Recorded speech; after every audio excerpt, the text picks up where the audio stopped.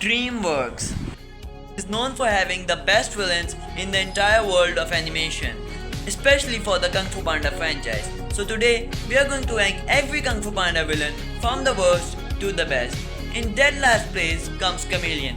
He had huge potential as this evil, manipulative villain who convinces other people to do her dirty work.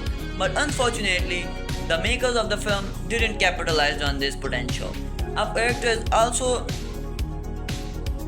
severely affected by the movie it's a part of, and to be honest, Kung Fu Panda 4 was just not it was just this worst dragging experience.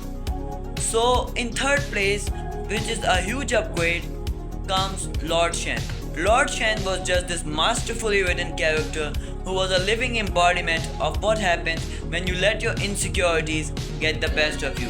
In his case, he was afraid of this prediction that a panda would dethrone him from his power, so he conducted a huge genocide of all the pandas. He also gets extra points because he introduced weapons into this world of Kung Fu, which introduced this new dynamic, very great dynamic, where now Po has to fight his weapons through his Kung Fu.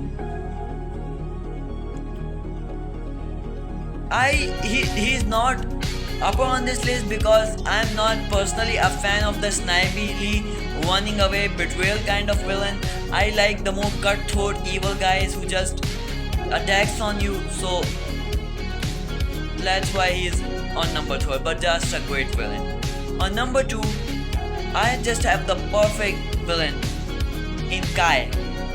The only reason he's on number 2 is because the number 1 villain is just a little bit better than him, but that's not to saying that Kai wasn't a great villain. He was just this guy who had this hunger, this greed for fame and power, which led him which took him to trying to kill all the pandas who helped him when he was in the most time of need. He just was just wonderfully written. He was all farming for 90% of the movie. He had this slow motion walk, the visual effects, the slow moving of the blades, the color scheme, his horns.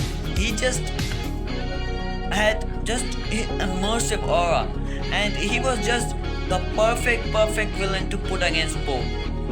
But number 1 goes to Tai Lung, the original evil dude and the thing with Tai Lung is he wasn't just actually he's a villain you can actually relate to, because he was cheated out of the position of